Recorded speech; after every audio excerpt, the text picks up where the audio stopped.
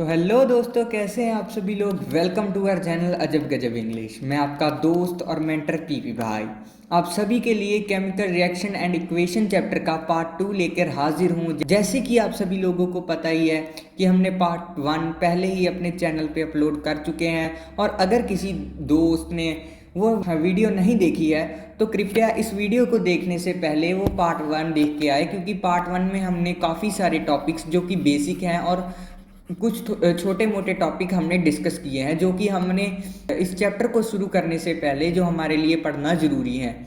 तो हमने जो कुछ टॉपिक्स पिछली वीडियो में डिस्कस करे थे वो कुछ ये थे। सबसे पहले हमने चेंजेस के बारे में डिस्कस किया था, फिर उसके बाद केमिकल रिएक्शन के बारे में डिस्कस किया था ये, फिर उसके बाद हमने केमिकल इक्वेशन के बारे में जाना था, फिर उसके बाद हमने केस स्टडी पढ़ी थी मैग्नीशियम रिबन के बारे में। ठीक है, अगर आपने ये सारी चीज़ें नहीं पढ़ी है तो मैं दोबारा से कह रहा हूँ कि जाइए और पिछली वीडियो देखिए। फिर उसके बाद हमने बैलेंसिंग जानी थी, उसके बारे में हमने जाना था कि हमें बैलेंसिंग क्यों ज़रूरी है, कैसे करते हैं। और फिर उसके बाद लास्ट में हमने वीडियो को एंड किया था, ये टॉपिक था टाइप्स ऑफ केमिकल रिएक्शन में।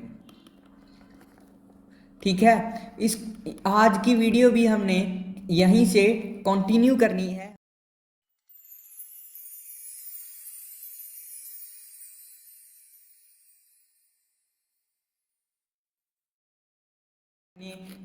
इनके नाम बता दिए थे कि कौन सी टाइप के केमिकल रिएक्शन होते हैं, उनके बारे में हमने सिर्फ नाम बताए थे और अभी हम उनके बारे में डिस्कस करते हैं। नाम मैं आपको फिर से बता देता हूँ। सबसे पहले आती है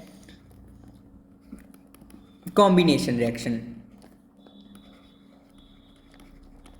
फिर उसके बाद हमारे पास होती है डीकॉम्पोजिशन रिएक्शन। डीकॉम्पोजिशन रिएक्शन,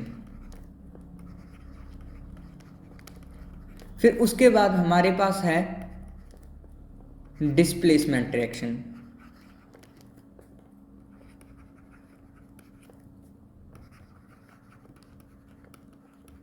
उसके बाद हमारे पास डबल डिस्प्लेसमेंट रिएक्शन। इनके स्पेलिंग मैं जब इन टॉपिक्स को पूरा डिस्कस करूंगा तभी बता दूंगा, अभी फ़िलहाल मैं शॉर्ट फॉर्म में लिख रहा हूँ। ठीक है, फिर उसके बाद हमने पढ़ेंगे ऑक्सीडेशन रिएक्शन।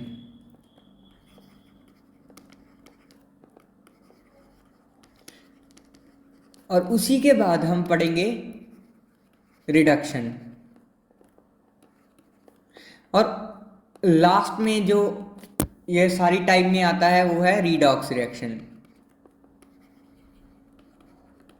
ये कुछ टॉपिक्स हैं जो कि टाइप्स ऑफ केमिकल रिएक्शन में आते हैं। इनसे ऊपर भी दो आते हैं, एक एंडोथर्मिक और एक एक्सोथर्मिक रिएक्शन। इनके बारे में हम बहुत डिटेल में नहीं जानेंगे, बस थोड़ा सा जानेंगे। वैसे भी हम पिछली क्लासेस में इसके बारे में पढ़ चुके हैं तो हमें कुछ ज़्यादा जानने की ज़रूरत नहीं है, हम इजीली उनको स्पॉट कर सकते हैं।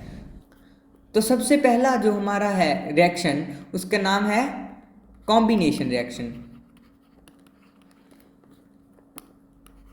जैसे कि मैंने आपको पिछली वीडियो में भी बताया था, मेरी राइटिंग पे मत जाना बहुत बकवास है भाई, वाहियात। ठीक है, तो इसमें क्या होता है कॉम्बिनेशन रिएक्शन में, इसके बारे में मैं आपको एक इजी कीवर्ड भी बताऊंगा जो आप बच्चे याद रख सकते हैं, लेकिन पेरेंट्स को नहीं बताना तो लेकिन सबसे पहले हमारे पास जो इसका बेसिक चीज़ है वो है ए एलिमेंट जब बी एलिमेंट के साथ रिएक्ट करेगा, तो अगर वो एक एलिमेंट बना रहा है उन दोनों को कंबाइन करके, तो वो कॉम्बिनेशन रिएक्शन हो जाएगा। नाम से भी हमें यही पता चलता है और इसका काम भी सेम है, जैसा नाम है वैसा ही इसका काम है। ठीक है, इसकी हमने कुछ एग्जांपल हम आम जिंदगी में भी देखते हैं और हमारे टीचर भी हमें बेसिकली यही एग्जांपल देते हैं। मैंने भी आपको पिछले वीडियो में ज़्यादातर इन्हीं की एग्जांपल दी थी, जैसे कि H2 जब कंबाइन होता है O2 के साथ तो देता है हमें वाटर, H2O। वैसे ही जब मैग्नीशियम O2 के साथ रिएक्ट करता है तो हमें देता है MgO। उसी के एक और एग्जांपल है वो है H2 जब Cl2 के साथ रिएक्ट करता है तो हमें देता है HCl। ये जो तीनों रिएक्शंस हैं ये बैलेंस नहीं है अच्छी तरीके से। ये बैलेंस करना आपका काम है। मैंने आपको बैलेंसिंग सिखा दी है, आपको पता है। पिछली वीडियो अगर आपने नहीं देखी तो मैं दोबारा फिर कह रहा हूँ एक बार कि उस वीडियो को जाके देख लें, ठीक है। फिर उसके बाद हमारे पास है कुछ एक इम्पॉर्टेंट रिएक्शन जो कि है CaO। ये इसे हम क्या कहते हैं, क्विकलाइन। जब वाटर उसमें ऐड किया जाता है, H2O जब उसमें ऐड किया जाता है तो वो देती है calcium hydroxide CaOH2 plus heat. देखिए इसमें हीट इवॉल्व हो रही है तो ये एक एक्सोथर्मिक रिएक्शन भी होता है। एक्सोथर्मिक रिएक्शन के बारे में हमने पहले क्लासेस में पढ़ा है, तो आपको मैं उम्मीद करता हूँ कि आप सभी को इसके बारे में पता होगा, ठीक है। ये देखिए कैल्शियम ऑक्साइड जब रिएक्ट करता है H2O के साथ तो ये एक ही कंपाउंड बनाते हैं जो कि है कैल्शियम हाइड्रोक्साइड, ठीक है। तो ये देखिए आप इसमें देख सकते हैं कि दो कंपाउंड मिलकर एक कंपाउंड बना रहे हैं, तो ये कॉम्बिनेशन रिएक्शन है। अभी हम मूव करते हैं अपनी अगली टाइप के ऊपर। तो सेकंड टाइप की जो रिएक्शन है वो है डीकॉम्पोजिशन रिएक्शन।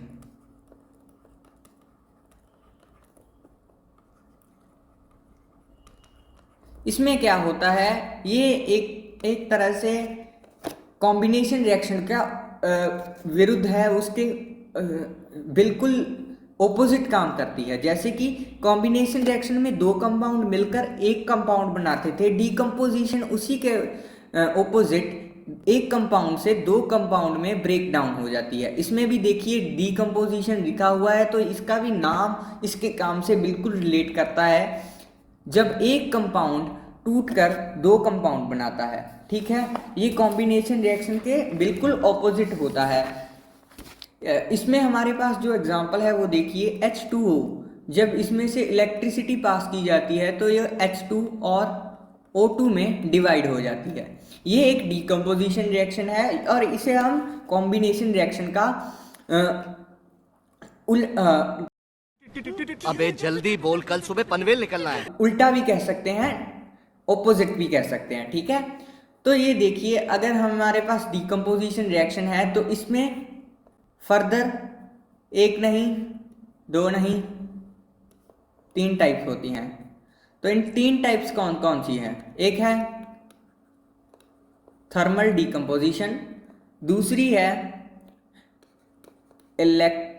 इलेक्ट्रो डीकम्पोजिशन, यहाँ पे पीछे डी लिख देता हूँ केवल मैं, और तीसरी है जो फोटो डीकम्पोजिशन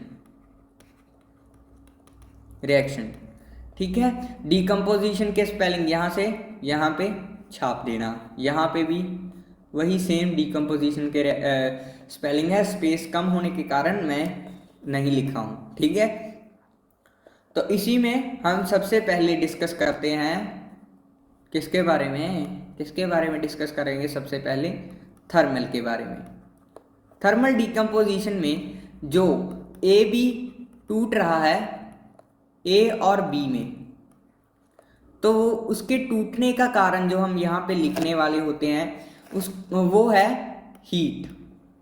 जब हीट के कारण कोई एक कंपाउंड दो चीज़ों में टूट जाता है तो हम उसे कहते हैं थर्मल डीकम्पोजिशन रिएक्शन, ठीक है। फिर उसके बाद हमारी सेकंड टाइप है इलेक्ट्रो डीकम्पोजिशन।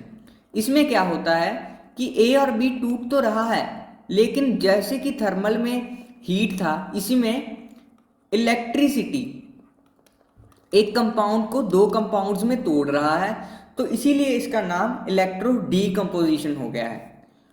फोटो डीकम्पोजिशन हमारी तीसरी टाइप है। इसमें आप गैस कीजिए क्या होगा। इसमें होता है ए बी फिर से टूट ही रहा है, इनका ब्रेकअप ही हो रहा है भाई, ये साथ नहीं रहने दे रही इनको दुनिया बहुत जालिम है। फोटो डीकम्पोजिशन में ए बी को तोड़ रही है लाइट, ठीक है। इसके कुछ एग्जाम्पल्स मैं आपको अगली स्लाइड में बताता हूँ। तो सबसे पहले थर्मल डीकम्पोजिशन की एग्जांपल्स आप देख लीजिए। यहाँ पे CaCO3 कैल्शियम कार्बोनेट, जब उसको हीट में रखा जाता है, हीट का ये सिंबल भी होता है डेल्टा, ठीक है। हीट आप यहाँ पे लिख सकते हैं हीट, या फिर ये ट्रायंगल का साइन बना सकते हैं। CaCO3 जब हीट ज़्यादा दी जाती है इसको, तो ये CaO प्लस CO2 में डिवाइड हो जाता है, ये टूट जाता है, ठीक है। उसी के साथ हमारे पास जो अगला एग्जाम्पल है वो है जब फेरस सल्फेट, जब FeSO4 को हीट किया जाता है तो ये डीकम्पोज हो जाता है Fe2O3 में और SO2 में और SO3 में। ये भी कुछ एक बहुत इंपॉर्टेंट एग्जाम्पल है। बहुत बार ये कुछ एग्जाम्पल्स जो होती हैं ना, जो टफ सी होती हैं, ये स्कूल वालों की फेवरेट होती है, हर बार ये एग्जाम में पड़ी होती है बैलेंस करने के लिए। तो ये देखिए, ये इनमें भी आप देखोगे ना तो बहुत सारी एग्जाम्पल ऐसी मैं लिखूंगा जो कि बैलेंस नहीं होगी, तो उनको बैलेंस करना आपका काम होगा, ना कि ये कहना कि सर आपने बैलेंस नहीं करके दिया। तो बैलेंस करना आपका काम है, क्योंकि अभी आप सीख चुके हैं और आपको बैलेंसिंग की बहुत ज़्यादा प्रैक्टिस होना जरूरी है, ठीक है। तो उसी में हमारी तीसरी एग्जाम्पल है जब 2Pb NO3 2, जब इसको हीट के साथ डीकम्पोज किया जाता है तो ये देता है 2 लेड ऑक्साइड और उसके साथ क्या देता है 4 NO2 और भी ये कुछ देता है, वो है O2, ठीक है। तो ये भी देख लीजिए, इसमें भी एक सब्सटेंस 2 या 3 चीज़ों में डिवाइड हुए जा रहा है, थर्मल डीकम्पोजिशन हो रही है, डीकम्पोजिशन हो रही है, लेकिन उसका माध्यम जो है वो हीट बन रहा है, ठीक है। इसी के अगला जो है हमारे पास इलेक्ट्रो डीकम्पोजिशन। इसके बारे में भी हम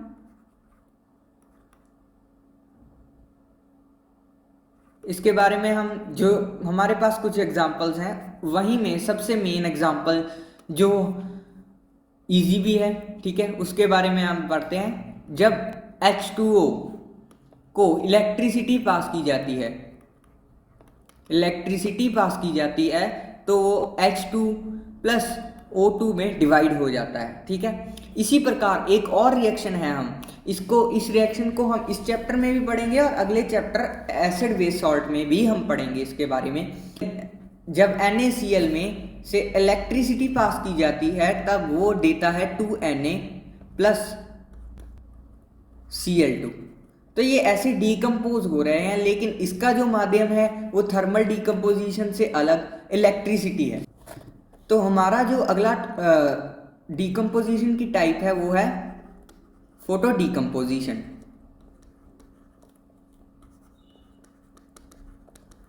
इसमें क्या होता है कि जैसे कि मैंने आपको बताया कि लाइट इसमें तोड़ती है, तो इसमें 2 बहुत ही ज़्यादा इम्पॉर्टेंट एग्जाम्पल हमें जो है वो करनी है। वो है जब 2AgCl के ऊपर लाइट्स के साथ प्रहार किया जाता है, हमला किया जाता है, तो ये टूट जाते हैं 2Ag प्लस 3Cl2। इसमें ये टूट जाते हैं। क्यों टूट जाते हैं ये नहीं पता ये डीकम्पोजिशन रिएक्शन है भाई, टूटेंगे, ठीक है। लाइट इनको तोड़ देती है और फिर उसके बाद है 2AgBr। ये भी जब इनके ऊपर भी लाइट ज़्यादा पड़ जाती है तो ये टूट जाते हैं 2Ag। ज़्यादा नहीं, लाइट पड़ती है, लाइट के साथ प्रहार होता है इन पे, ये टूट जाते हैं, तो ये टूट जाते हैं Br2, 2Ag और Br2 में। और इन एग्जाम्पल की ये खास बात है, ये भी एक बहुत फेवरेट रिएक्शन है स्कूल वालों की, ये बहुत बार एग्जाम में पढ़ी होती हैं। तो ये जो है यूज होती हैं ब्लैक एंड वाइट फोटोग्राफी में, ठीक है।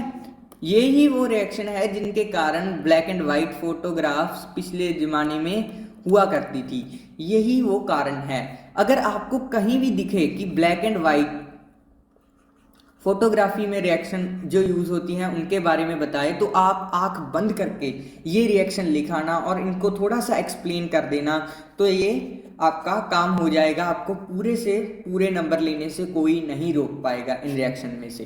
तो अभी हम आगे बढ़ते हैं और अगला जो हम रिएक्शन करने वाले हैं उसका नाम है डिस्प्लेसमेंट रिएक्शन। इस रिएक्शन में क्या होता है, ये रिएक्शन टोटली बेस्ड है धोखाधड़ी पे, एक दूसरे को धोखा देने पे। जैसे कि ए बी प्लस सी, ये अगर एक ये रिएक्टेंट है और ये भी रिएक्टेंट है, ठीक है। अगर ये रिएक्ट करते हैं और इसमें सी ए बी से ए या बी में से अगर ए है, ए से ज़्यादा ताकतवर है, तो वो बी को ए को डिस्प्लेस करके उसकी थाह ले लेगा। अरे कहना क्या चाहते हो? A b plus c b plus a बन जाएगा। तो इसमें टोटली धोखाधड़ी होती है कि एक को निकाल के जो स्ट्रांग है वो एक्यूपाई कर लेता है, उस पर कब्जा जमा लेता है। इसी में हमारे पास जो है एक बहुत बड़ा सवाल उठता है कि हमें कैसे पता चलेगा कि कौन सी है जो ज़्यादा ताकतवर है। तो हम कंपाउंड्स में कोई ताकतवर नहीं होता, बल्कि वो होता है रिएक्टिव। जो ज़्यादा रिएक्टिव एलिमेंट होगा वो कम रिएक्टिव एलिमेंट को डिस्प्लेस कर देगा। हमारे पास एक रिएक्टिविटी सीरीज दी गई है। रिएक्टिविटी सीरीज दी गई है जिसमें हम पढ़ते हैं कि सबसे पहले हमारे पास आता है, ठीक है। तो ये हमारे पास रिएक्टिविटी सीरीज होगी। तो सबसे पहले है हमारे पास पोटाशियम, ये सबसे ज़्यादा रिएक्टिव है। फिर उसके बाद है हमारे पास सोडियम, ये उससे कम रिएक्टिव है, लेकिन ये बाकी के जो नीचे वाले एलिमेंट है, जो यहाँ तक एलिमेंट है, उनसे ज़्यादा रिएक्टिव है। फिर उसके बाद है हमारे पास कैल्शियम, फिर मैग्नीशियम, फिर उसके बाद हमारे पास है एल्यूमिनियम, फिर जिंक, फिर आयरन, फिर उसके बाद हमारे पास है सिलिकॉन, फिर है उसके पास लेड, और फिर उसके बाद है हमारे पास हाइड्रोजन। हाइड्रोजन के जो नीचे वाले एलिमेंट हैं ये है लीस्ट रिएक्टिव एलिमेंट, ये बहुत कम रिएक्टिव होते हैं, ठीक है। ये हैं बहुत ही कम रिएक्टिव एलिमेंट होते हैं। यहाँ पे थोड़ी सी मिस्टेक हो गई, गलती हुई गवा हमसे ये Ag है, ठीक है, Au Hg Ag Au और Cu, ये है हमारे पास रिएक्टिविटी सीरीज। इसमें देखिए ये काम कैसे करेगी, ये आपने बस इन सभी एलिमेंट्स को देखना है और देखना है कि अगर कोई किसी को डिस्प्लेस कर पा रहा है तो हमने डिस्प्लेसमेंट रिएक्शन लिख देनी है, अगर नहीं कर पा रहा है तो नहीं लिखनी है। तो सबसे पहले हम आपको इसी के कुछ एग्जांपल्स देते हैं। तो चलिए देखते हैं। हमारे पास साइड में हमारे पास रिएक्टिविटी सीरीज है और मैं कुछ रिएक्शंस लिखूंगा, वो आपने भी सॉल्व करनी है, कोशिश करना है कि हम इनको सॉल्व कर दें, ठीक है। सबसे पहले CuSO4 जब रिएक्ट करता है Zn के साथ तो क्या होता है। तो सबसे पहली रिएक्शन तो मैं ही आपको बता देता हूँ। देखिए Cu यहाँ पे कहाँ है, यहाँ पे है, ठीक है, और Zn हमारे पास इससे ऊपर है, तो Zn डेफिनेटली Cu को रिप्लेस कर देगा। तो ये बन जाएगा ZnSO4 प्लस Cu, ठीक है। इसी प्रकार से हमने बहुत सारे रिएक्शन करेंगे। चलिए फिर उसके बाद हमारे पास एक और रिएक्शन आपको देता हूँ, CuSO4 प्लस Mg। तो इसमें क्या होगा, MgSO4 ये रिप्लेस कर देगा। देखिए Mg कहाँ पे है, Mg ऊपर है, Cu फिर से नीचे है, MgSO4 प्लस Cu को बाहर निकाल दिया जाएगा, कमज़ोर लोगों को बाहर निकाल देते हैं। ये डार्क रियलिटी है केमिस्ट्री में भी और समाज में भी। तो एक और रिएक्शन है हमारे पास Fe2O3, इसमें क्या होता है, प्लस 2Al। अभी देखिए Al कहाँ पे है, Al एल्यूमिनियम ऊपर है, आयरन नीचे है, तो अब अभी यहाँ पे क्या होगा कि Al आयरन को रिप्लेस कर देगा, Al2O3 बन जाएगा इसकी जगह पे, और फिर क्या निकल जाएगा बाहर, प्लस 2Fe, ये ऐसे करके बाहर निकाल देगा। ठीक है, उसी के बाद एक और चीज है, CuSO4 है हमारे पास, प्लस Fe है। ठीक है, तो क्या होगा, सबसे पहले हम देखेंगे Fe कहाँ है, Fe यहाँ पे है, Cu कहाँ है, यहाँ पे है, फिर से Fe Cu से ऊपर है, तो हम क्या करेंगे, इसी को हम लिख देंगे FeSO4 प्लस Cu। ये जो रिएक्शन हमने लास्ट में की है, ये एक इम्पॉर्टेंट रिएक्शन है, ये आपने याद रखनी है, और बहुत सारे क्वेश्चन इनमें से सभी से बन जाते हैं, और ये बहुत ही बेसिक कॉन्सेप्ट है, हम आसानी से इन रिएक्शंस को कर सकते हैं, सॉल्व कर सकते हैं, और ये रिएक्शंस बहुत ही इजी होते हैं, बस नाम का हवा बना रखा है कि ये बहुत ही मुश्किल होते हैं। अभी हमारे पास जो अगली टाइप है, जो फोर्थ टाइप है रिएक्शंस की, उसका नाम है डबल डिस्प्लेसमेंट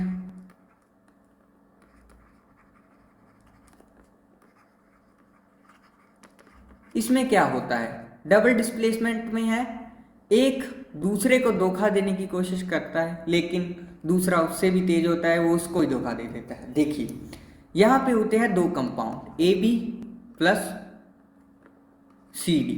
ठीक है, इनको जब रिएक्ट करते हैं तो C A को रिप्लेस करने की कोशिश करता है, लेकिन A C को भी रिप्लेस कर देता है साथ ही साथ, जैसे ये बन जाएगा CB प्लस AD। ये बहुत ही बढ़िया रिएक्शंस होते हैं, और इन्हीं ये जो रिएक्शन होता है, तो इसी रिएक्शन को हम प्रेसिपिटेशन रिएक्शन बोल देते हैं। प्रेसिपिटेशन रिएक्शन में क्या होता है कि इसमें होता है फॉर्म प्रेसिपिटेट। ठीक है, प्रेसिपिटेट क्या होता है, अब ये भी बता ही देते हैं। ठीक है, ये होता है अनसॉल्युबल,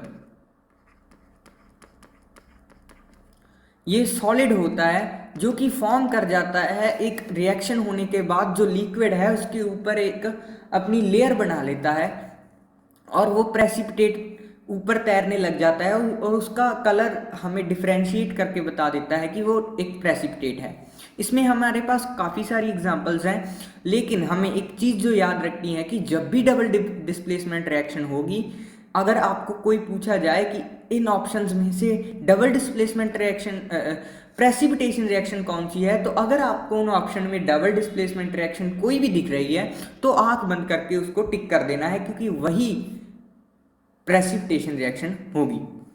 इसमें हम सबसे पहले हम देखते हैं, देखिए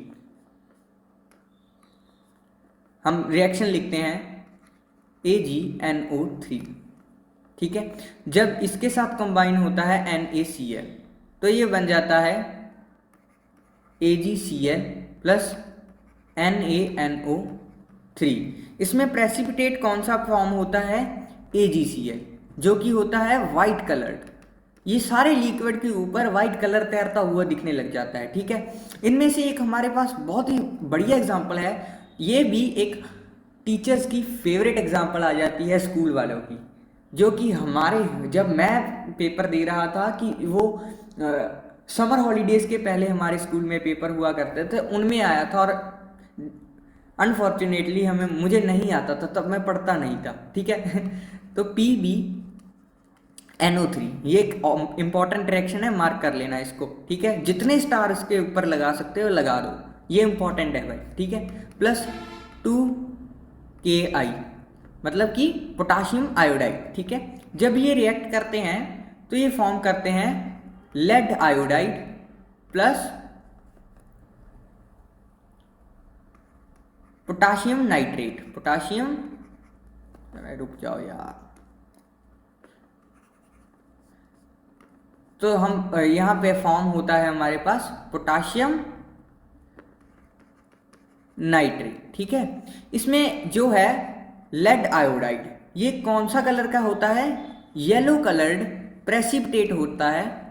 ठीक है, PPT भी कह देते हैं हम प्रेसिपिटेट को, PPT पावर पॉइंट वाली नहीं, वो नहीं ये होता है प्रेसिपिटेशन रिएक्शन वाला प्रेसिपिटेट। ठीक है, तो हमने डबल डिस्प्लेसमेंट रिएक्शन को भी अच्छे से समझ लिया है। अगर किसी को समझ नहीं आ रहे हैं तो दोबारा से एक बार पहले तो नोट्स बनाए हैं वो पढ़ें, अगर आपको समझ नहीं आया है तो वीडियो दोबारा से देखें, अच्छे से देखें, और फिर उसके बाद दोबारा से अपने नोट्स पढ़े, तो डेफिनेटली आपको समझ आने वाला है कि हमने क्या किया है क्या नहीं किया है।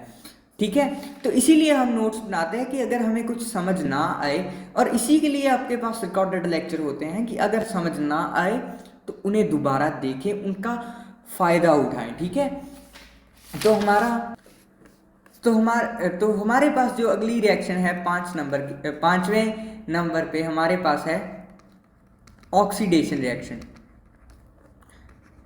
ये क्या होता है भाई? ये तो नाम ही पहली बार सुना है, इनसे ना तो कुछ पता लगता है, लेकिन देखिए इसका भी नाम वैसे ही है जैसे सभी का था, जैसे उनका नाम था वैसे ही काम था, इसका भी नाम ऐसे ही है। अगर आप इसके देखो, इसका नाम है ऑक्सीडेशन। अगर आप थोड़ा सा तुक्का भी लगाए ना, इससे क्या हो सकता है सोचो ज़रा। अगर आप सोच रहे हैं कि ऑक्सीजन ऐड हो रही है तो आप बिल्कुल सही सोच रहे हैं, लेकिन इसमें ऑक्सीजन ऐड होने के साथ साथ एक और चीज़ भी होती है। सबसे पहले तो इसमें क्या होता है, या तो इनमें 2 कंडीशन हो सकती है, 2 नहीं 3 हो सकती है। ठीक है, पहली क्या हो सकती है, ऐड ऑक्सीजन, या तो ऑक्सीजन की एडिशन हो सकती है किसी कंपाउंड में, या फिर क्या हो सकता है, सब्ट्रैक्शन नहीं लिखेंगे यार, गलत हो जाएगा ये हाँ ये कर लो, पहले कह रहे होंगे सभी। तो और क्या हो सकता है, वो हो सकता है रिमूव हाइड्रोजन। अगर हम किसी कंपाउंड से हाइड्रोजन रिमूव कर दे रहे हैं। और तीसरा जो चीज़ हो सकती है वो हो सकता है, या तो ये बोथ हो सकते हैं, सभी चीज़ें एक साथ भी अकर कर सकती हैं इस रिएक्शन में। अभी हम आपको कुछ एग्जांपल देते हैं, तो ठीक है, देखिए 2Cu प्लस O2 हमें क्या देता है, CuO। ठीक है, तो इसमें हमारे पास क्या हो रहा है, देखिए कॉपर जो है यहाँ पे उसके पास ऑक्सीजन नहीं है, लेकिन प्रोडक्ट में उसके पास ऑक्सीजन आ रही है। इसका मतलब कि क्या हो रहा है, ऑक्सीडेशन हो रही है भाई। इस रिएक्शन देखेंगे तो ऑक्सीजन ऐड हो रही है। ठीक है, और या फिर हम क्या लिख सकते हैं, एक और रिएक्शन है हमारे पास CH4 प्लस O2। हमें क्या मिल रहा है यहाँ से, CO2 प्लस H2O। अगर हम यहाँ पे देखें तो यहाँ पे है CH, इसमें से क्या होगा कि H4 रिमूव हो गया, देख सकते हैं आप, रिमूव हो गया है, H रिमूव हो गया है। लेकिन अगर यहाँ पे देखें तो O ऐड भी हो गया है, O2 ऐड भी हो गया है। ठीक है, इसमें देखिए ऑक्सीजन आ भी रही है और हाइड्रोजन जा भी रही है। ये किस में लाई करता है, ये बोथ वाले केस में लाई करता है, इसमें ये भी हो रहा है ये भी हो रहा है। ठीक है, इसी के ऊपर एक कॉन्सेप्ट और है, इसी रिएक्शन के ऊपर बेस्ड कॉन्सेप्ट और है, जिसको मैं आपको बहुत ही इजी तरीके से समझाना चाहूँगा। उसका नाम है ऑक्सीडाइजिंग एजेंट। कौन है भाई एजेंट? आपने नाम सुना है, एजेंट कौन होते हैं? एजेंट होते हैं जो कोई काम करते हैं या किसी का काम करवा के देते हैं। अगर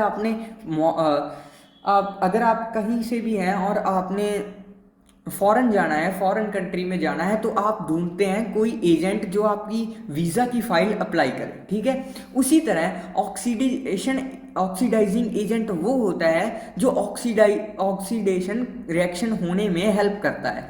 जैसे कि हमारे पास एग्जाम्पल था पिछली जो हमने देखी ऑक्सीडेशन रिएक्शन में, हमारे पास ये वाला एग्जाम्पल है, इसी को हम उठा लेते हैं यहाँ पे।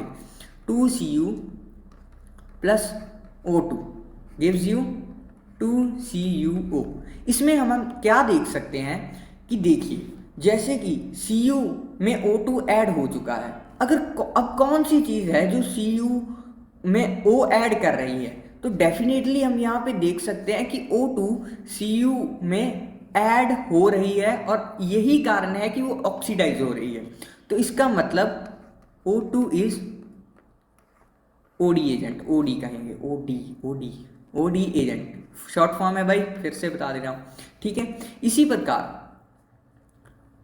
ठीक है, लेकिन ये बच्चों में बहुत कंफ्यूजन होती है कि इसको हम ढूंढे कैसे। इसके लिए ये है मैंगो जिंदगी, यानी कि ये है मैंगो जिंदगी, ये इसको हम आम जिंदगी कहते हैं, आम जिंदगी, लेकिन हमारी है मैंगो जिंदगी। अब हम उसके मैंगो जिंदगी नहीं है, हम हैं मेंटोस जिंदगी वाले। इसमें हम क्या करेंगे?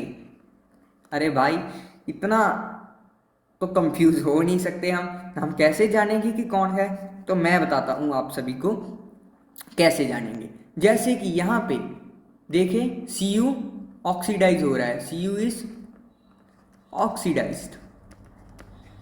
तो Cu के अलावा इसमें कौन था? O2 था, ठीक है। देखिए जो भी चीज़ ऑक्सीडाइज हो रही है, लिखिए आप यहाँ पे रुक जाइए, मैं आपको लिखा ही देता हूँ, अपनी हिंदी में लिखा देता हूँ। और ये बना लीजिए, आप गोला बना लीजिए और उसमें लिखिएगा, अपने लिखिएगा। हाँ, ये है हमारे पास एक ब्रह्मास्त्र। क्या है? ब्रह्मास्त्र। ये वाला ब्रह्मास्त्र फ्लॉप नहीं होता। स्पेलिंग गलत हो सकते हैं भाई, लेकिन हमें क्या है, ठीक है। ब्रह्मास्त्र है हमारे पास। क्या है? जो भी ऑक्सीडाइज हो रहा है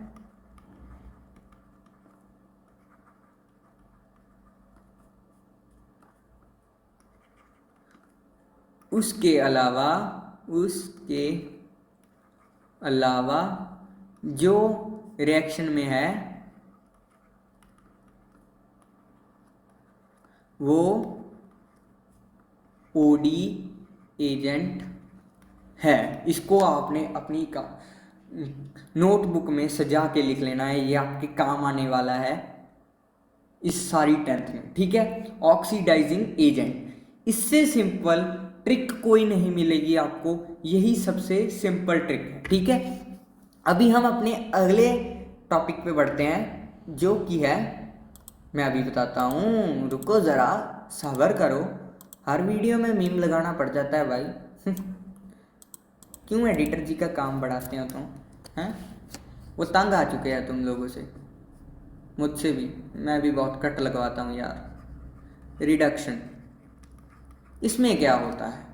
ये ऑक्सीडेशन का उल्टा है भाई। यहाँ पे समाज में, आपको बता देता हूँ, समाज में अगर कोई अच्छा काम कर रहा है या कोई भी कुछ कर रहा है तो उसके ऑपोजिट लोग होते ही हैं, वैसे ही रिएक्शंस में भी होता है, हर किसी के ऑपोजिट हैं। देखिए सबसे पहले हमारे पास था कॉम्बिनेशन, उसका ऑपोजिट डीकम्पोजिशन, फिर हमारे पास आया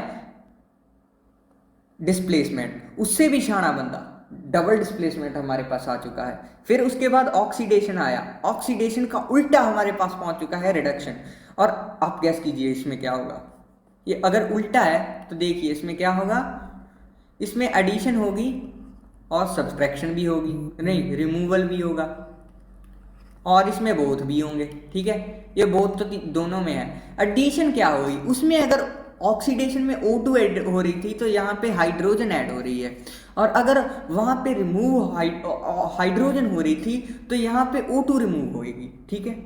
सिंपल, इजी पीजी, ठीक है। ओके भाई, समझ रहे हो? इसमें अब हम एग्जांपल लेते हैं, देखिएगा। इसमें क्या हो रहा है? 2CuO रिड्यूस हो रही है, बन रही है 2Cu प्लस O2।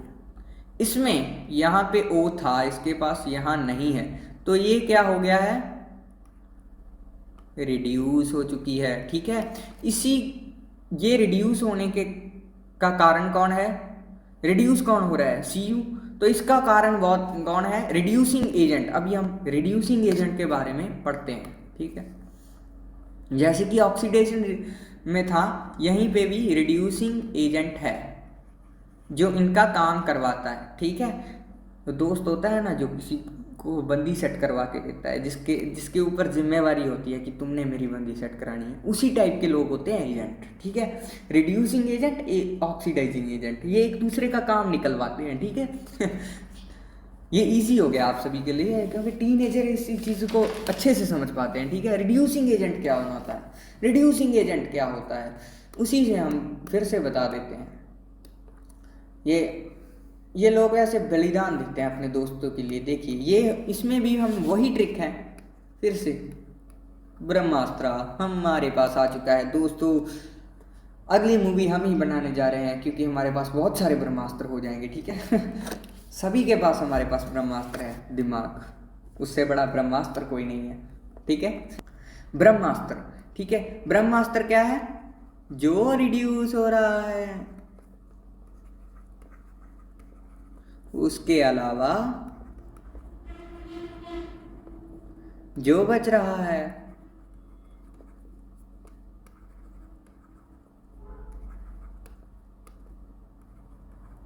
वो है रिड्यूसिंग एजेंट, वही है रिड्यूसिंग एजेंट, ठीक है। जैसे कि आपने ऑक्सीडाइजिंग एजेंट ढूंढा था, उसी तरह से आप रिड्यूसिंग एजेंट भी ढूंढोगे। ये आपका होमवर्क है भाई, ये तो ढूंढ सकते हो यार। एक रिएक्शन में आप सभी को दे देता हूँ। तो देखिए हमारे पास अगला है रिडॉक्स रिएक्शन। देखिए बातों बातों में हमने कितना कुछ कर लिया, अरे सभी टाइप्स को निपटाने वाले हैं। ये लास्ट है, एक्सोथर्मिक एंडोथर्मिक के बारे में तो हम जानते ही हैं, ठीक है। तो ये लास्ट ही है। रिडॉक्स रिएक्शन में क्या होता है, इसमें क्या होता है, ये सबसे तगड़ा वाला रिएक्शन है, इसमें सब कुछ ही हो जाता है। देखिए इसमें क्या होता है, ऑक्सीडेशन। अरे भाई ऑक्सीडेशन तो ऑक्सीडेशन में भी होते हैं, तो क्या होता है इसमें, इससे अलावा क्या होता है इसमें भाई, रिडक्शन भी साथ ही हो जाता है। अरे दो विरोधी ध्रुव एक साथ में मिल जाते हैं, एक ही जगह पे दो जाने इकट्ठे, इसका मतलब समझ रहे हो क्या होने वाला है, दंगा। आपके दिमाग में दंगा हो जाएगा, आपके दिमाग को उथल पुथल कर डालेगा। नहीं ऐसा नहीं है, वैसे तो वह वैसे ही मजाक मस्ती के मूड में हूँ आज। तो ऑक्सीडेशन और रिडक्शन जब होंगे साइमल्टेनियसली इकट्ठे एक जगह पे, तो उसे कहेंगे हम रीडॉक्स रिएक्शन। यहीं पे मैं आप सभी को कुछ रिएक्शन कराता हूं जिनमें दोनों इकट्ठे हो रहे हैं। देखिए CuO प्लस H2, ये जब रिएक्ट करते हैं तो बनता है Cu प्लस H2O, ठीक है। इसमें देखिए CuO से यहाँ पे देखेंगे तो ऑक्सीजन रिमूव हो गया, लेकिन यहाँ से H2 में ऑक्सीजन ऐड भी हो गया। यहाँ पे हुआ रिडक्शन और लेकिन यहाँ पे हुआ ऑक्सीडेशन, ठीक है, समझे, ठीक है। इसी में अभी होमवर्क इन्हीं आपकी इक्वेशंस में है, ठीक है। आपने स्क्रीनशॉट ले लेना है, मैं बहुत सारी इक्वेशन लिखने वाला हूँ, लिखते जाऊँगा सभी, ठीक है। अभी अगला है हमारे पास ZnO प्लस C। जब इनको रिएक्ट कराते हैं हीट के साथ तब ये फॉर्म करते हैं Zn प्लस CO। मौज मारो। और भी हम रिडॉक्स रिएक्शन आपको बताते हैं, H2S प्लस Cl जब रिएक्ट करते हैं तो ये फॉर्म करते हैं HCl प्लस S, ठीक है। एक और रिएक्शन लिखो, MnO2 प्लस HCl जब रिएक्ट करते हैं तो ये फॉर्म करते हैं MnCl2 plus H2O plus Cl। अगर आपको देखे कि कोई भी रिएक्शन, इनमें से कोई भी एक भी रिएक्शन अगर बैलेंस नहीं है तो पहले बैलेंस कीजिएगा, फिर उसके बाद आपने कुछ चीज़ें ढूंढनी है। देखिएगा सबसे पहले आपको ढूंढना है सब्सटेंस ऑक्सीडाइज्ड, ठीक है। फिर उसके बाद आपने ढूंढना है सब्सटेंस रिड्यूस्ड, फिर उसके बाद आपने ढूंढना है, क्या ढूंढना है, ऑक्सीडाइजिंग एजेंट। फिर उसके बाद आपके क्या ढूंढना है, एक ही तो बचा है, रिड्यूसिंग एजेंट। और इसके साथ आपका होमवर्क हो जाएगा समाप्त फिलहाल के लिए। अभी मेरा कोई मूड स्विंग हो जाए तो आपको और भी होमवर्क मिल सकता है, और भगवान से प्रार्थना कीजिए कि मेरा मूड स्विंग ना हो और आपको ज़्यादा होमवर्क ना मिले। लेकिन होमवर्क करना मस्ट है, नहीं तो मैं तो नहीं, लेकिन भगवान आपको देख रहा है और आप खुद से चीटिंग कर रहे हो, अपने गोल के साथ चीटिंग कर रहे हो। और मैंने जो चीज़ बताई थी ब्लाइंडली फॉलो योर टीचर, वो आप फॉलो नहीं कर रहे हो, और ये आपके गोल के लिए भारी पड़ सकता है मेरे दोस्त। ये पंगा नहीं लेने का। कभी कभी टीचर की कही हुई बातें मान लेनी चाहिए, कभी कभी नहीं, हर बार। अगर आपका टीचर सही है तो, टीचर नहीं यार, दोस्त। टीचर नहीं होता, दोस्त होता है, ठीक है। तो उसके बाद हमारे पास कुछ ऑक्सीडेशन और रिडक्शन के इफ़ेक्ट्स हैं, जो कि है आपकी स्क्रीन पे ये रहे। तो सबसे पहले आपको नाम सुन के बड़ा अच्छा लगा हुआ होगा कि ऑक्सीडेशन बड़ी अच्छी चीज़ है भाई, लेकिन सच बताऊं तो ऑक्सीडेशन से कुत्ती चीज़ कोई नहीं है। इसी के कारण आपका सिलेबस बढ़ रहा है, देखो कितनी बुरी है। यही एक इसका बुरा कारण नहीं है, इसका कारण है बहुत कुछ। इससे इफ़ेक्ट्स होते हैं, दो इफ़ेक्ट्स होते हैं, इफ़ेक्ट्स ऑफ ऑक्सीडेशन। क्या होते हैं इससे? पहले तो होता है कोरोजन। कोरोजन पता है क्या होता है? बताता हूँ। फिर होता है रेंसिडिटी। ये तो भाई रेंसिडिटी तो नाम ही पहली बार सुना है, ये कहाँ लिख दिए? कोई बड़ी चीज़ नहीं है, अभी बताता हूँ आपको। ये कंसेप्ट क्रिस्टल क्लियर हो जाने वाले हैं। यही एक कंसेप्ट थे जिसके कारण मुझे ऑक्सीडेशन पे गुस्सा आता है, ठीक है। क्रूजन क्या होता है? Slowly eating down of metal. और रेंसिडिटी क्या होता है? रेंसिडिटी होता है कि जब हमारा खाना बैड स्मेल करने लग जाता है, और उसी के साथ बोनस पॉइंट बैड टेस्ट भी करने लग जाता है। जैसे कि रेंसिडिटी का एक एग्जांपल मुझे नहीं पता है, मैं आपको बाद में बताऊंगा। तो सबसे पहले है क्रूजन। क्रूजन के बारे में हमारे पास सबसे पहले एक बढ़िया सा एग्जांपल है, जो कि हम आसपास देखते रहते हैं, जिसका नाम है रस्ट। एविल है ये, नहीं डेविल है। डेविल फॉर किसके लिए है? आयरन वा के लिए। आयरन को ख़त्म कर रहा है ये, आयरन का दुश्मन है ये, ठीक है। इसमें क्या होता है कि जो है आयरन है हमारे पास, ये आयरन है। फिर ड्राइंग पे मत जाना भाई, ये आयरन की देखिए कील है हमारे पास, कील बना दी, ठीक है। इसके ऊपर जब ये एयर में रहेगा, ठीक है, जब ये एयर में रहेगा और एयर में मॉइस्ट होगा, मॉइस्ट एयर, तब इसके ऊपर एक परत जम जाएगी ब्राउन कलर की। हमारी तो येलोइश है, लेकिन ब्राउन कलर की एक परत इसके ऊपर चढ़ जाएगी, जो कि स्लोली एंड स्टेडिली झड़ जाएगी। तो फिर इसका क्या हुआ भाई? लेकिन ये जो काम करेगी वो बहुत घिनौना काम कर डालेगी। हमारा जो होगा आयरन नील पतला हो जाएगा, फिर से ये मॉइस्ट एयर में पड़ी रहेगी, फिर से ये मॉइस्ट एयर में पड़ी रहेगी, और फिर से रस्ट इसको खाना शुरू कर देगी। और स्लोली एंड स्टेडली हमारी रस्ट है इसे खा जाएगी झड़ के, और ये बहुत कम रह जाएगी, कमज़ोर हो जाएगी, टूट जाएगी, आपके किसी काम की नहीं रहेगी। तो इसी को हम रस्ट कहते हैं, और इसी कारण हम ऑक्सीडेशन को डेविल कहते हैं आयरन के लिए। ऑक्सीडेशन डेविल है आयरन के लिए, जान लो, अच्छा रहेगा, ठीक है। तो आपको अगर आपने रस्ट का फॉर्मूला जानना है तो रस्ट देख लीजिए। रस्ट का फॉर्मूला मैं आपको अभी बता देता हूँ, आपकी कंप्यूटर स्क्रीन पे अभी कुछ सेकंड में आने वाला है। हमारा एडिटर सस्ता है तो हमें खुद लिखना पड़ेगा। 2FeO3 dot XH2। इसके बाद हम पढ़ते हैं रेनसिडिटी के बारे में। इसके बाद हमारा ये जो टॉपिक है हमारा रेनसिडिटी। रेनसिडिटी ये कहाँ पे होता है भाई?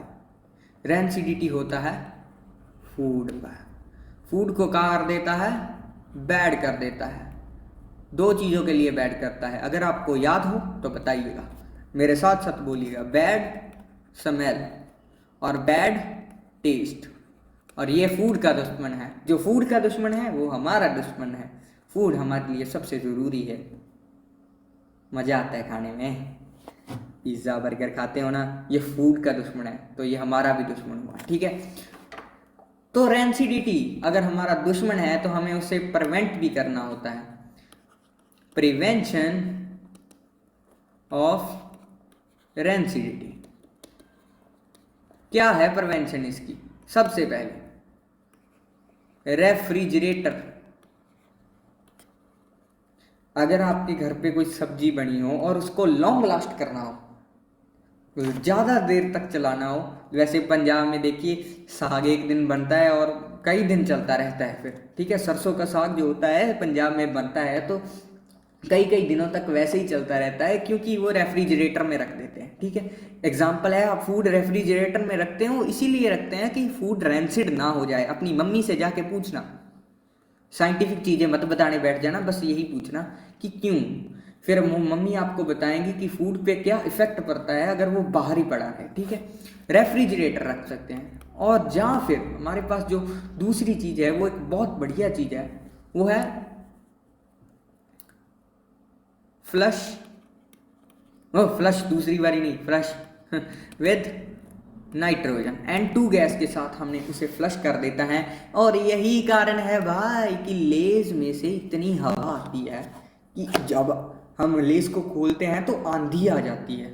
यह N2 है, वो O2 नहीं है, उसमें N2 होती है ताकि O2 जो उसके बीच में जो लेज हैं उनको खराब ना कर दे, O2 उनको प्रिजर्व करके रखे, इसीलिए होता है उसमें नाइट्रोजन फ्लश्ड। और एक और चीज़ हम जो कर सकते हैं, ये कारण है कि आपकी मम्मी आपके घर में हर एक डिब्बा, जो छोटा मोटा डिब्बा मिल जाता है, उसी में कुछ ना कुछ डाल के रख देती है। च्यवनप्राश के डिब्बे में दाल पड़ी होती है, कहीं नमक पड़ा होता है, किसी डिब्बे में क्या पड़ा होता है, इसी में वही डिब्बों को संभाल के रख के उन्हें कहते हैं एयर टाइट कंटेनर।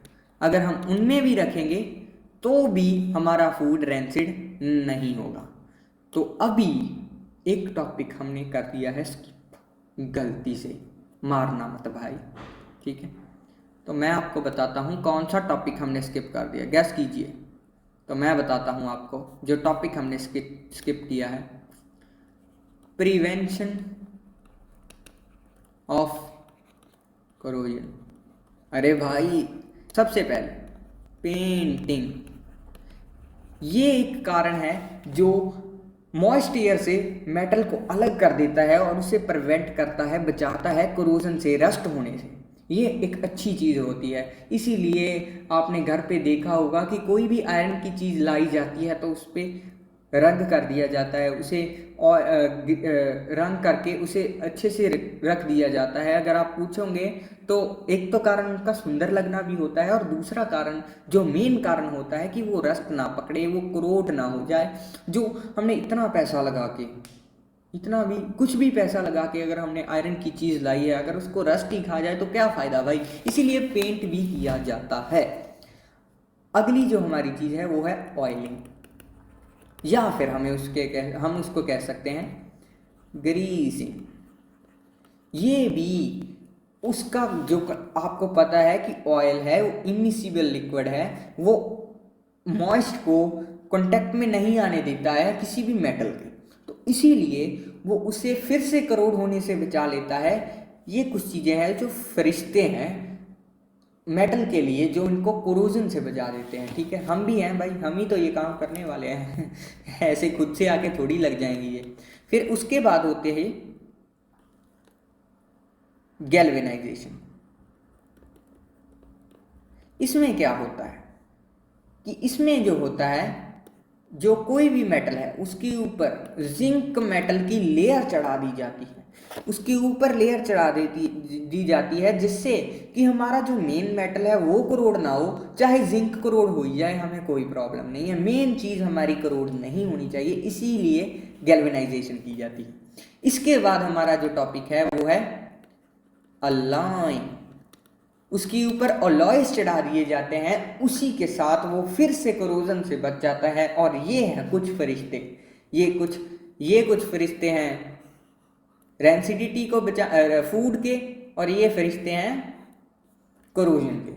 और इसी टॉपिक्स के साथ आपको हार्दिक शुभकामनाएं कि आपने कंप्लीट कर दिया है चैप्टर 1 साइंस का, और वो भी 2 लेक्चर में, शॉर्ट लेक्चर बेस्ट। आपने नोट्स बना लिए होंगे। आपने अगर बाय चांस आपको कोई चीज़ समझ नहीं आई है तो प्लीज़ वीडियो को रिप्ले कीजिए, उसे दोबारा से देखिए और समझिए। अनटिल एंड अनलेस आपको समझ नहीं आता, अगर आपको फिर भी समझ नहीं आता तो कमेंट सेक्शन में पूछ लीजिएगा, हम आपका जवाब जरूर देंगे, कोशिश तो करेंगे।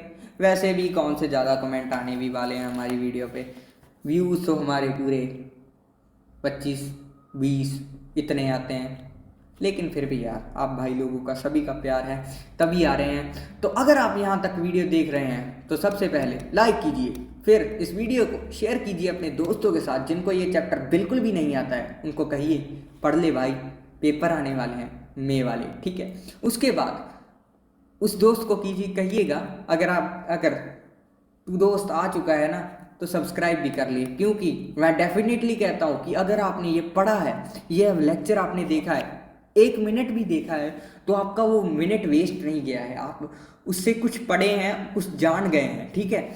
तो आप ये 3 चीज़ें मेक श्योर कर दीजिए, कर ली हैं भाई, आपके लिए बहुत मेहनत करता हूँ मैं, ठीक है। एक तो लाइक और शेयर ठोक दीजिए महाकाल का, दबा के लाइक और शेयर। तो अगर आपने ये वीडियो देख ली है और आपका चैप्टर नंबर 1 कंप्लीट हो चुका है, तो इसके लिए आप सभी को कॉन्ग्रेचुलेशन। और तब मिलते हैं आपको अगले वीडियो में, अगले चैप्टर में। तब तक के लिए बाय बाय।